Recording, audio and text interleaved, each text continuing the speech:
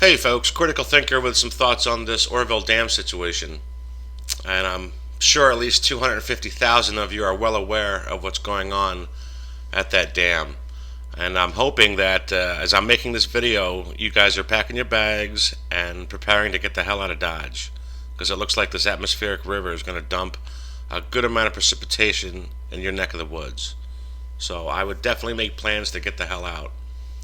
I also read an article a few days ago that a dam expert stated that you guys won't even be feeling the true impact of this for another 60 days because of the snowfalls haven't even begun to melt at the higher elevations yet. So this is a situation that's going to be going on, I think, for quite a while. So, in our years long studies into this Luciferian pedo elite's MO and their methods of implementing their plans, we've learned, among other things, that they love to never let a good crisis go to waste. And we know with a good deal of certainty their agenda because they love to tell us about it in books and lists of protocols that are in turn echoed throughout the hallowed classrooms of a puppet academia and made fact. The agenda being referred to here specifically is the United Nations Agenda 21, and the most recent 2030 protocols. And without elaborating too much, because a discussion of these protocols is at least an hour and a half to 2 hour discussion. But in essence, they want to sequester most of humanity into huge super cities, these sort of like IBM style smart grid cities where all your consumption is based on your compliance to that system. And in essence, what's going to be developed out of that is a system of perfect neo-feudalism. Perfect for them, not so perfect for us. And they know, particularly now that they've had a few setbacks, one in particular, I'm not saying any names, but they know that in order to create their Elysium-style world, where you have your supra, ultra elite, and those with virtually nothing, it's going to take at least a few more generations. They have yet to remove cash. They have yet to create a one-world government or a one-world religion. They have yet to destroy the family, but they're trying new ways every day. I bet you 50 years ago, they thought by now we would have all been chipped. We're not. Although, this could change. And I'm betting that within a generation, it'll be the norm. And the main culprits of introduction will be, as they always are, safety and convenience. The point is, I still think we have a pretty big window of time in which we can reverse the tide. Which means what? They're looking for ways, always, to implement their plan. With that in mind, let's understand now that at the higher functioning levels of our federal, state, and local governments, the bureaucrat has become nearly extinct. They've been replaced by technocrats. And at the local level, from what I understand, not always elected, which is an important note of fact in a supposed constitutional republic. Where are their loyalties? This transition from bureaucrat to technocrat really shouldn't surprise you. We've seen it in the field of education over the last several decades. We've seen a shift from educator to social engineer. So it's really no surprise that we see a similar shift reflected in those elected to office, particularly since '92, right after the first set of UN sustainability protocols was signed. So why mention this? Because this speaks to the mindset of those who are making decisions, such as where to appropriate federal, state, and local funds, and to which programs. Apparently, infrastructure is way down on the to-do lists, because remember, the goal is not to rebuild America, but to see large swaths of it uninhabitable. So, with that in mind, let's look at some infrastructure investment. Since '92, since the signing of the UN Sustainability Protocols, 2021, we've seen a steady decrease. Evidently, there doesn't seem to be a lot of interest in maintaining the structural integrity of America. And I've read reports, and Dave Hodges from the Common Sense Show has spoken about this several times, of state and local governments just shutting down entire roads or smaller state highways and making them more or less inaccessible. And who knows? I've often thought that nowadays they might not even indicate roads on maps, digital or hard copy, just to keep you out of certain areas.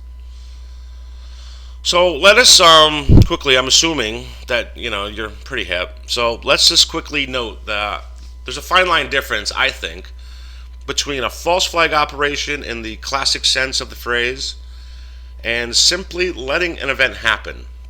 It's a really fine line.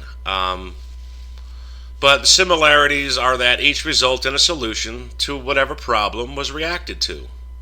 So, if I'm a technocrat and I'm looking at a map of Oroville Dam and the surrounding areas, and perhaps I'm even working in conjunction with the Bureau of Land Management, and there's a mandate to create uninhabitable zones, when I look at that map, I don't see homes and schools and churches.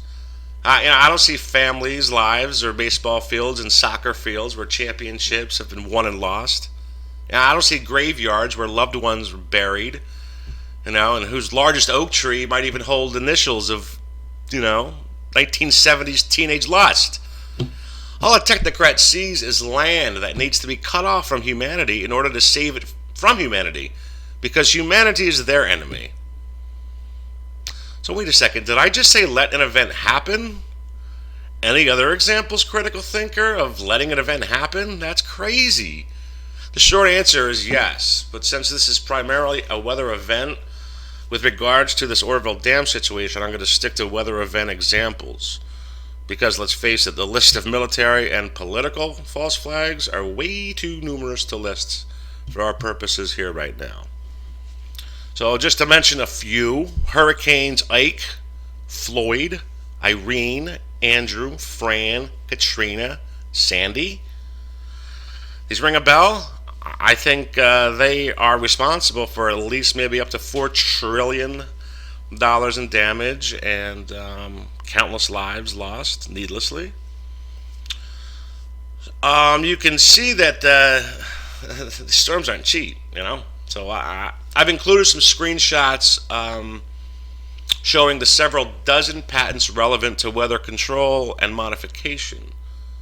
And remember, these patents have nothing to do with the tectonic and scalar wave weapon systems that have been granted several hundred patents. And feel free to research that on your own. The point is, they could have, if not completely killed these storms, they could have at the very least weakened them so as to lessen their impacts.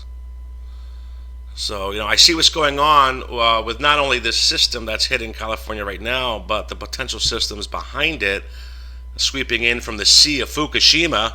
You might call it the Pacific Ocean. I call it the Sea of Fukushima.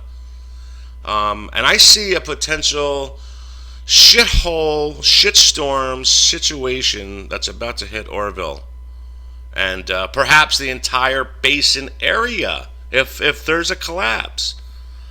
I'm just wondering why there's no effort to use any of the patented technology to stop not only this storm but past storms. There was another tuber who put out a really good video on the Oroville Dam, Logic Before Authority, and he was talking about the potential of a reverse tsunami if there's a complete collapse.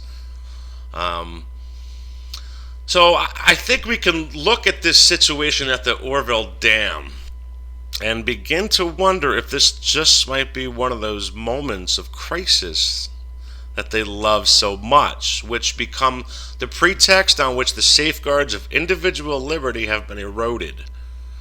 If you think this is outside the realm of possibility, then you have greatly underestimated your foe. Or you think the earth is flat. Anyway, those are my thoughts on the ongoing dam situation. I really intuit that it's one of those situations that they're just going to let happen. It suits their needs. They're beyond the point of repair right now. A, the cost. B, the timing. It should be obvious that there's really no interest to reinvest in America's infrastructure on any level. And, those are my thoughts. I think that this is an event that they're gonna just let happen, and let the cards fall where they may, so to speak. So let's just everyone just for a moment just close their eyes and envision the dam holding, because thought is action. So if you like this video, give it a thumbs up and share it. Or if you think I fell off the deep end, give it a thumbs down and feel free to leave a comment. Thanks a lot.